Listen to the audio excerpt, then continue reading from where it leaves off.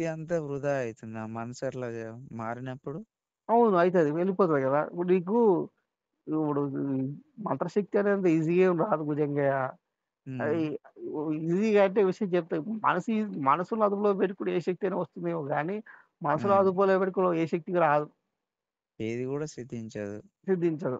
ఇప్పుడు ఉదాహరణకి ఎవరో హీరోయిన్‌ని నేను చూసుంటా. ఒక అమ్మాయిని చూసుంటా. హ్మ్. ఈ పలానా బుక్‌లో చూసుకో పలానా వశీకరణ చేసి ఈ అమ్మాయిని దక్కించుకుంటా అని చేసినావనుకో, ఆ! తెల్లజుట్టు అవ్వాల్సిందే గాని అమ్మాయి రాదాడ గుర్తుపెట్టుకో. అంతే. అంతే.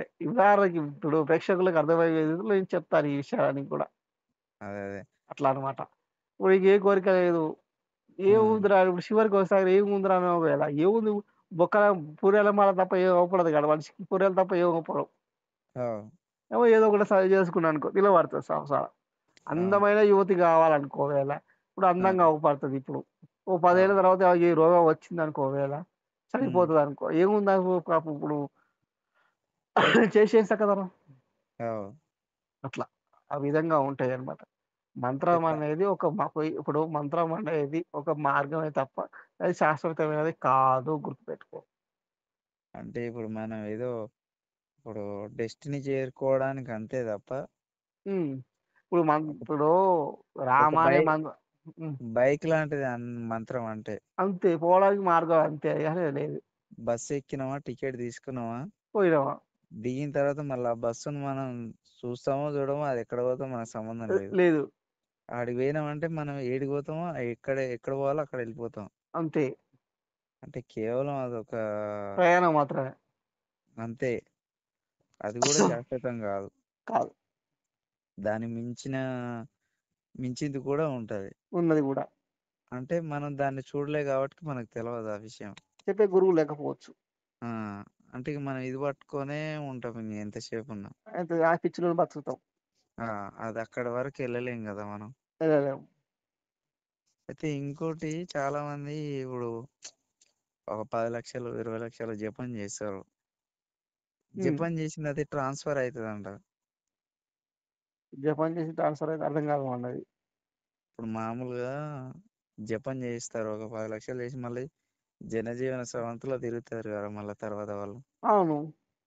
అది భక్తులనే వాళ్ళకి ట్రాన్స్‌ఫర్ అయితదంట. నిజమేనా అది? అట్లేముండదు. ట్రాన్స్‌ఫర్ ఏం కాదు. ఆ! ఇప్పుడు, ఇప్పుడు నీకు ఏటో చెప్పాలి ఈ విషయం. ఇప్పుడు ఉదాహరణకి 10,00,000 జపం చేసిండు. హ్మ్. ఇప్పుడు విషయం చెప్తా ఇను. ఓ విద్య నేర్చినావు నిజంగా. అంటే ఈయనకి దేవుడు కావాలని కోరుకుంటున్నాడు గానీ, దేవుడున్న భావంతోని చేయలే ఈయన. చేయలేదు.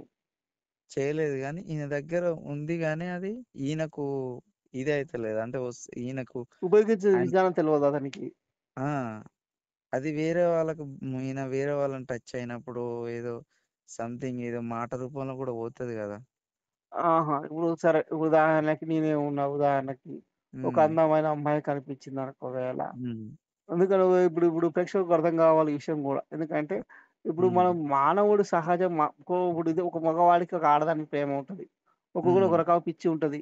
హ్మ్. ఇప్పుడున్న కాలానికి ఏందంటే ఉదాహరణ చేసి చెప్తానే గానీ, వేరే ఇప్పుడు హ్మ్. ఉదాహరణకి సరే ఏదో ఒక అమ్మాయిని చూసినానుకో ఒకవేళ. ఈ అమ్మాయి హ్మ్. గురించి ఈడు ఎప్పుడు ఆలోచిస్తా ఉంటా. నీ సాధన చేసే శక్తి మొత్తం ఖర్చు చేసేస్తా దానికోసమే.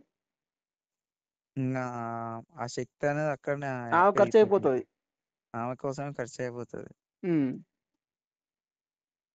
అట్లా. అదే అందుకోసమని ఎవరి గురించి ఆలోచించి గురువులనేవాళ్ళు ఏ వస్తువు గురించి, దేని గురించి గూడా ఆలోచన చేయరు.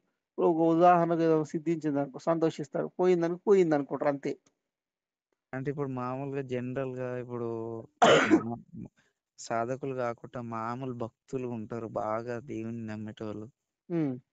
వాళ్ళ పరిస్థితి అంటే వాళ్ళదెట్లాకు భగవంతుని అనుగ్రహం కలుగుతది వాళ్ళకి?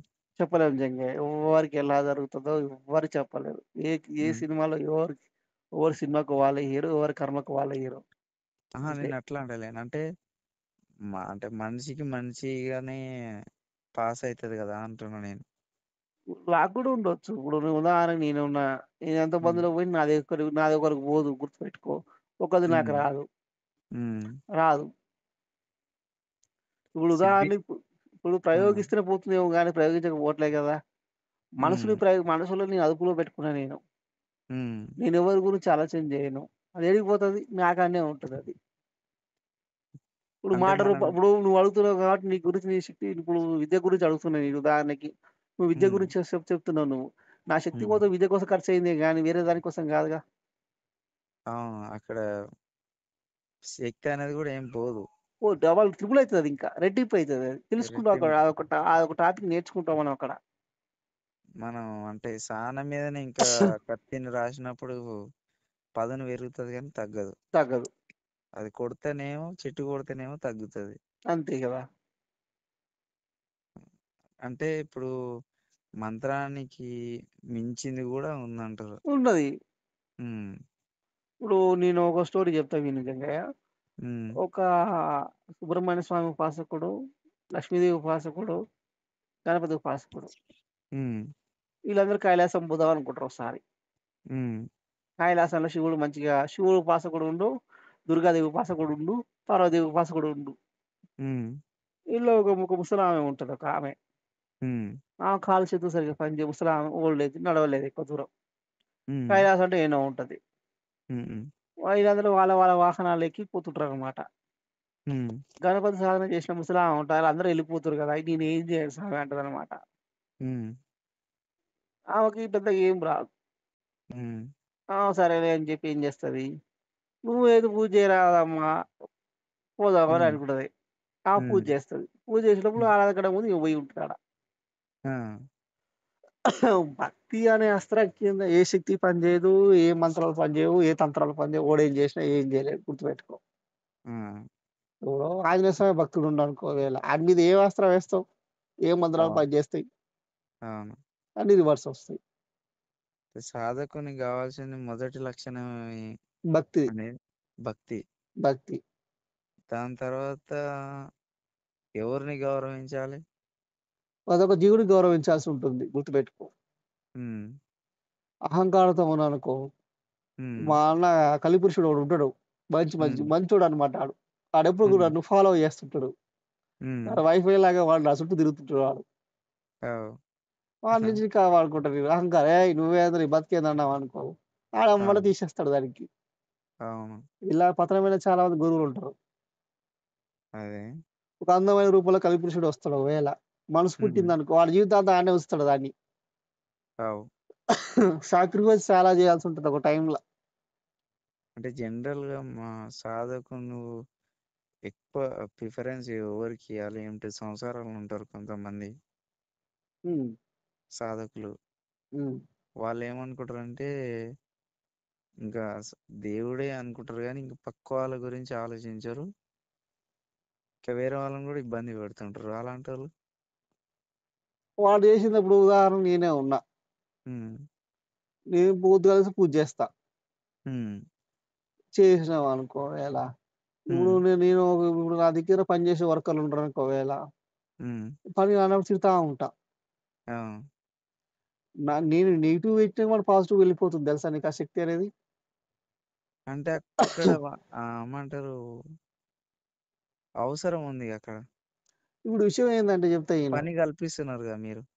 కల్పిస్తున్నాం గానీ, ఇప్పుడు అనవసరంగా మన నోటికి ఎంతవరకు ఎయ్యాలో అంతవరకు చేస్తే, అంతకు మించి చేస్తే అది వేరే విషయం. అంటే దానికో లిమిట్ ఉంది గదా! లిమిట్ మీరనేదానికి. దాటిపోతే లిమిట్ దాటిపోతే వేరే ఇదయిపోతది. అది గూడా అంతే. అక్కడి నుంచి రిఫ్లెక్షన్ వేరే తిరిగొస్తది. అవును. దాని లిమిట్ బట్టి అలా అయిన వాళ్ళు గూడా చాలా మందుండ్రు. హ్మ్. అంటే జనరల్‌గా ఇప్పుడు ఎట్లా అంటే సాధకులు కొంతమంది ఏం చేస్తారంటే, ఇప్పుడు ఇంట్లో తల్లిదండ్రులు ఇచ్చినది పని చేయకుండా ఇదే సాధన పని పెట్టుకొని, ఇంట్లో కూర్చొని తల్లిదండ్రులు చెప్తే వినకుండా కొంతమంది ఉంటారు గదా! చాలా మందుండ్రు. అంటే వాళ్ళకి సిద్ధించడానికి అసలు సిద్ధిస్తదా వాళ్ళకు? కష్టం జంగయ్య. అలాంటి వాళ్ళని చాలా మంది జూసినాం గానీ, హ్మ్. కష్టం. ఒక అంటే విషయం చెప్తా విను. హ్మ్. అలాంటి వాళ్ళేం జేస్తారంటే 99% వాళ్ళు చెప్పింది వినడానికి మనల్ని ఒప్పిస్తారు. వాళ్ళు చెప్పింది కరెక్ట్ అనేట్టు మనల్ని ఇది జేస్తారు హ్మ్. గానీ, వాళ్ళది కాదు. వాళ్ళు మాత్రం వినరసలు. ఇనరు. వాళ్ళు చెప్పింది ఫైనల్ అనుకుంటరు. అంటే సాధకునికి తల్లిదండ్రుల యొక్క ఆ ప్రభావం అనేది ఎంత ఎంత వరకు పడతది? నెగెటివ్ అయినా, పాజిటివ్ అయినా? హ్మ్.